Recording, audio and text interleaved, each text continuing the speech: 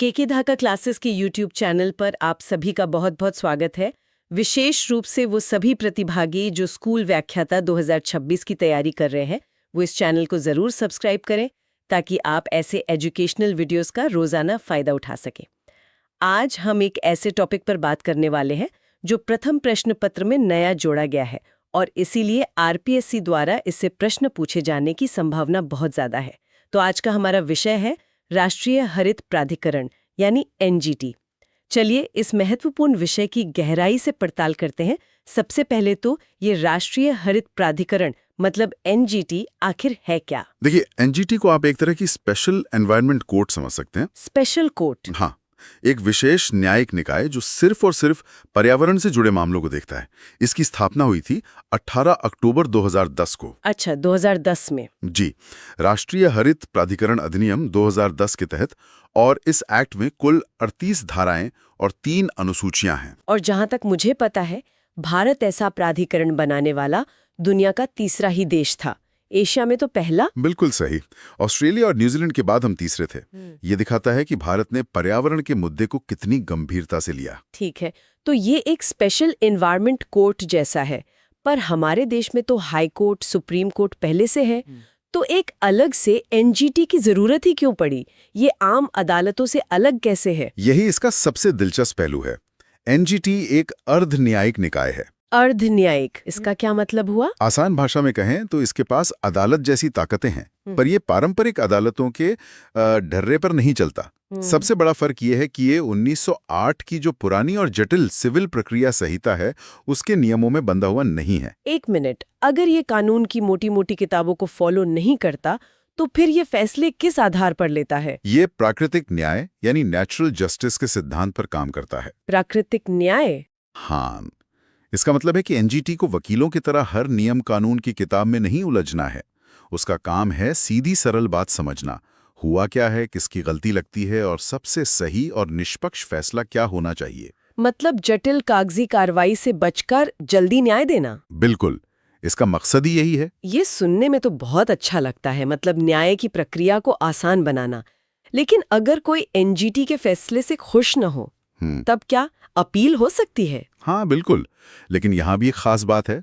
NGT के फैसले के खिलाफ अपील आप किसी हाई कोर्ट में नहीं कर सकते। तो फिर कहाँ? इसकी अपील सीधे और सिर्फ सुप्रीम कोर्ट में होती है। सीधे सुप्रीम कोर्ट? जी, और वो भी 90 दिनों के अंदर। ये धारा 22 में लिखा है। इससे तो एनजीटी का कद बहुत बड़ा हो जाता है। अच्छा, तो ये तो हुई इसकी प्रकृति। इसके मुख्य उद्देश्य क्या हैं? ये बनाया क्यों गया? देखिए, इसके कई उद्देश्य हैं। सबसे पहला तो यही कि पर्यावरण, जंगल और दूसरे जो प्राकृतिक संसाधन है, उनसे जुड़े मामलों का तेजी से निपटारा हो। ठीक है। दूसरा, पर्यावरण से जुड़े जो कानूनी अधिकार हैं, उन्हें लागू करवाना। और अगर पर्यावरण को कोई नुकसान हुआ है, तो उसकी भरपाई मतलब मुआवजा सुनिश्चित करना। और सतत विकास को बढ़ावा देना भी तो इसका एक लक्ष्य होगा। बिल्कुल, सस्टेनेबल डेवलपमेंट को बढ़ावा देना इसका एक अहम लक्ष्य है। और ये सब करने के लिए ये 2 बहुत मजबूत सिद्धांतों पर काम करता है। कौन से सिद्धांत? पहला है प्रदूषक भुगतान सिद्धांत, मतलब polluter pays principle. Polluter pays? हाँ, इसका सीधा सा मतलब है जो गंदगी फैलाएगा, सफाई का खर्चा भी वही उठाएगा। अगर आपकी फैक्ट्री नदी को गंदा कर रही है, तो उसे साफ करने की जिम्मेदारी और हर्जाना दोनों आपका है। और दूसरा सिद्धांत? दूसरा है एहतियाती सिद्धांत या प्रिकॉशनरी प्रिंसिपल। अच्छा। ये कहता है कि अगर किसी काम से पर्यावरण को गंभीर नुकसान होने का खतरा है, तो आपको वैज्ञानिक सबूतों का इंतजार नहीं करना है, आपको उसे पहले ही रोक देना चाहिए। मतलब इलाज से बेहतर बचाव है। तो एक सिद्धांत गलती होने के बाद सजा देता है और दूसरा गलती होने से पहले ही रोक देता है। ये तो बहुत मजबूत कवच बनाते हैं। अब सवाल ये है कि इतने बड़े फैसले लेने वाले ये लोग हैं कौन? इस प्राधिकरण में बैठता कौन है? एनजीटी की बनावट में ही इसकी असली ताकत छिपी है। इसमें एक अध्यक्ष होते हैं और उनके अलावा 2 तरह के सदस्य होते हैं, न्यायिक सदस्य और विशेषज्ञ सदस्य। न्यायिक और विशेषज्ञ मतलब कानून और विज्ञान का संगम। बिल्कुल सही पकड़ा आपने। न्यायिक सदस्य तो कानून के जानकार होते हैं, यानी हाई कोर्ट के जज। लेकिन जो विशेषज्ञ सदस्य हैं, वो पर्यावरण के वैज्ञानिक, फॉरेस्ट एक्सपर्ट या प्रदूषण कंट्रोल के माहिर होते हैं। ये तो बहुत सोचा समझा कदम लगता है। हाँ, सोचिए, अगर किसी फैक्ट्री पर केमिकल छोड़ने का आरोप है तो एक जज ये तो तय कर सकता है कि कानून तोड़ा गया है या नहीं। लेकिन पानी में केमिकल कौन सा है, नुकसान कितना हो रहा है, ये तो एक वैज्ञानिक ही बता सकता है सही ना। बात है। तो इनकी संख्या कितनी होती है? इसमें कम से कम 10 और ज्यादा से ज्यादा 20 न्यायिक सदस्य हो सकते हैं, और उतने ही मतलब कम से कम 10 और ज्यादा से ज्यादा 20 विशेषज्ञ सदस्य। और इनकी नियुक्ति कैसे होती है? जो अध्यक्ष हैं उनकी नियुक्ति केंद्र सरकार करती है, लेकिन भारत के मुख्य न्यायाधीश यानी सीजेआई की सिफारिश पर। अच्छा, सीजीआई की सलाह पर। जी, और बाकी सदस्यों की नियुक्ति भी केंद्र सरकार ही करती है, पर एक चयन समिति यानी सिलेक्शन कमेटी की सिफारिश पर। और इन लोगों का कार्यकाल कितना होता है? क्या इन्हें दोबारा भी नियुक्त किया जा सकता है? अध्यक्ष और सदस्य दोनों का कार्यकाल 5 साल का होता है। सिर्फ 5 साल? हाँ, और इनकी पुनर्नियुक्ति नहीं की जा सकती। मतलब एक बार 5 साल पूरे हो गए तो बस। ये तो बहुत दिलचस्प है। ऐसा क्यों? इसके पीछे का मकसद यही है कि सदस्य बिना किसी लालच या दबाव के काम करें। उन्हें ये चिंता नहीं होती कि अगर मैं सरकार या किसी बड़ी कंपनी के खिलाफ फैसला दूंगा तो मेरा दोबारा अपॉइंटमेंट नहीं होगा। ये तो निष्पक्षता सुनिश्चित करने का एक अच्छा तरीका है। अच्छा, अब इनकी योग्यताओं पर आते हैं। अध्यक्ष बनने के लिए क्या योग्यता चाहिए? अध्यक्ष बनने के लिए या तो सुप्रीम कोर्ट के रिटायर्ड जज होना चाहिए या फिर किसी हाई कोर्ट के चीफ जस्टिस। और न्यायिक सदस्य? न्यायिक सदस्य के लिए हाई कोर्ट का जज होना जरूरी है। ठीक है। और वो जो विशेषज्ञ सदस्य हैं, उनके लिए क्या योग्यता है? जाहिर है उनके लिए विज्ञान की जानकारी जरूरी होगी। सही कहा।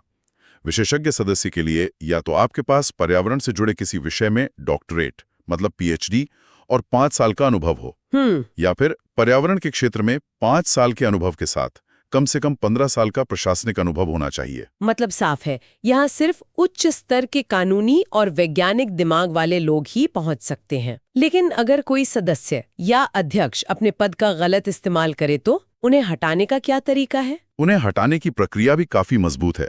केंद्र सरकार उन्हें हटा सकती है, लेकिन कुछ खास वजहों से। जैसे अगर वो दिवालिया हो जाएं या किसी ऐसे अपराध में दोषी पाए जाएं जो उनके पद की गरिमा के खिलाफ हो, या फिर शारीरिक मानसिक रूप से अक्षम हो जाएं। लेकिन क्या सरकार बस ऐसे ही हटा सकती है? नहीं, बिल्कुल नहीं। हटाने से पहले सुप्रीम कोर्ट के एक जज की कमेटी से जांच करवाई जाती है। अच्छा, जांच होती है। हाँ, और उस व्यक्ति को भी अपनी बात रखने का पूरा मौका दिया जाता है। ये प्रक्रिया को मनमाना होने से रोकता है। ये तो ठीक है। हाँ, तो हमने ये समझ लिया कि एनजीटी में कौन लोग हैं। अब आते हैं सबसे जरूरी हिस्से पर। एनजीटी का क्षेत्राधिकार क्या है? वो किन कानूनों के तहत मामलों की सुनवाई कर सकता है? देखिए, एनजीटी का अधिकार क्षेत्र 7 बड़े पर्यावरणीय कानूनों से जुड़ा है। 7 कानून कौन कौन से? इसमें पानी से जुड़े 1974 और 1977 के 2 एक्ट है। फिर 1980 का वन संरक्षण अधिनियम है। 1981 का वायु प्रदूषण वाला एक्ट है। ठीक है, 4 हो गए। इसके बाद 1986 का पर्यावरण संरक्षण अधिनियम, जो बहुत व्यापक है। फिर 1991 का सार्वजनिक दायित्व बीमा अधिनियम, और आखिर में 2002 का जैविक विविधता अधिनियम। ये दायरा तो वाकई बहुत बड़ा है। मतलब जल, वायु, जंगल, पर्यावरण, जैव विविधता सब कुछ इसके अंदर आ गया। जी हाँ, इन 7 कानूनों से जुड़े सिविल मामले एनजीटी देख सकता है। अच्छा, अब इसकी कार्यप्रणाली पर आते हैं। एनजीटी काम कैसे करता है? इसकी मुख्य बेंच तो दिल्ली में है, लेकिन क्या देश के बाकी हिस्सों के लोग इस तक आसानी से पहुंच सकते हैं? हाँ, इसी के लिए दिल्ली की मुख्य बेंच के अलावा 4 और क्षेत्रीय बेंच बनाई गई। कहाँ? भोपाल, पुणे, कोलकाता और चेन्नई में, ताकि देश के हर कोने से लोग अपनी शिकायत लेकर पहुंच सकें। और मामलों को निपटाने की रफ्तार कैसी है? क्योंकि भारतीय न्याय व्यवस्था में तारीख पर तारीख एक आम शिकायत है। यहीं पर एनजीटी सबसे अलग खड़ा होता है। कानून के तहत एनजीटी को कोई भी मामला दायर होने के 6 महीने के अंदर उसका निपटारा करना होता है। 6 महीने? ये तो भारतीय न्याय व्यवस्था के हिसाब से लगभग अविश्वसनीय रफ्तार है। वे ऐसा कर कैसे पाते हैं? इसकी वजह वही है जिस पर हमने पहले बात की थी, प्राकृतिक न्याय का सिद्धांत, जो लंबी चौड़ी कागजी कार्रवाई से बचाता है। और साथ ही एनजीटी आधुनिक तकनीक का भी भरपूर इस्तेमाल करता है। सुनवाई के लिए ईमेल और वीडियो कॉन्फ्रेंसिंग की सुविधा है। अच्छा, वीडियो कॉन्फ्रेंसिंग भी है। इससे समय और पैसा दोनों बचता है। और सबसे बड़ी बात, कोई भी पीड़ित व्यक्ति बिना वकील के भी सीधे अपनी अर्जी दे सकता है। बिना वकील के? इसका मतलब तो ये हुआ कि किसी दूर दराज के गांव का किसान भी, जिसकी जमीन फैक्ट्री के केमिकल से बंजर हो रही है, वो भी अपनी आवाज दिल्ली तक पहुंचा सकता है। आपने बिल्कुल सही समझा। यही इसका असली मकसद है। न्याय को सुलभ बनाना। लेकिन अगर कोई कंपनी एनजीटी के आदेश को माने ही नहीं तो क्या इसके फैसलों में उतनी ही ताकत है जितनी एक हाईकोर्ट के फैसले में होती है? सजा का भी कोई प्रावधान है? बिल्कुल, एनजीटी के आदेशों को हल्के में नहीं लिया जा सकता। अगर कोई उनके आदेश का पालन नहीं करता है तो उन्हें 3 साल तक की जेल हो सकती है, 3 साल की जेल, या फिर 10 करोड़ रुपए तक का जुर्माना, या फिर दोनों। 10 करोड़, ये तो बहुत बड़ा अमाउंट है। हाँ, ये सुनिश्चित करता है कि एनजीटी सिर्फ सलाह देने वाली संस्था न हो, बल्कि एक ऐसी ताकत बने जिसके आदेशों को गंभीरता से लागू करवाया जाए। अब अगर हम एनजीटी के प्रभाव के कुछ असल उदाहरण देखें तो जैसे तमिलनाडु का स्टरलाइट कॉपर प्लांट वाला मामला बहुत चर्चित रहा था। हाँ, वो एक बहुत बड़ा मामला था। स्टरलाइट प्लांट पर प्रदूषण फैलाने के गंभीर आरोप थे। एनजीटी ने जांच की और पोल्यूटर पे सिद्धांत का इस्तेमाल करते हुए उस पर भारी जुर्माना लगाया और आखिरकार प्रदूषण के चलते उसे बंद करने का आदेश भी दिया। तो ये एक लैंडमार्क फैसला था। बिल्कुल, इसने साबित किया कि औद्योगिक विकास के नाम पर पर्यावरण की बलि नहीं दी जा सकती। इसके अलावा यमुना और गंगा नदियों की सफाई के लिए एनजीटी ने लगातार कई महत्वपूर्ण निर्देश दिए हैं। तो संक्षेप में एनजीटी पर्यावरण न्याय के लिए एक शक्तिशाली और सुलभ मंच है। इसका उद्देश्य त्वरित न्याय प्रदान करना और उच्च न्यायालयों पर मुकदमों का बोझ कम करना है। आपने बिल्कुल सही सारांश दिया। तो आज की इस पूरी चर्चा से उम्मीद है कि राष्ट्रीय हरित प्राधिकरण पर आपकी समझ और भी गहरी हुई होगी। ये स्कूल व्याख्याता 2026 की तैयारी में आपके लिए बहुत उपयोगी साबित होगा। जी बिल्कुल, इस नए और महत्वपूर्ण टॉपिक को अच्छी तरह से समझना बहुत जरूरी है। और यहीं से हम अपने श्रोताओं के लिए एक विचार छोड़ जाते हैं। जैसे जैसे भारत की औद्योगिक और ढांचागत जरूरतें बढ़ रही हैं, एनजीटी जैसी संस्थाओं के सामने पर्यावरण संरक्षण और आर्थिक विकास के बीच इस नाजुक संतुलन को बनाने की चुनौती कितनी बड़ी और जटिल होती जाएगी, इस पर जरूर सोचिएगा। के धाका क्लासेस के साथ जुड़े रहने के लिए आपका धन्यवाद। अपनी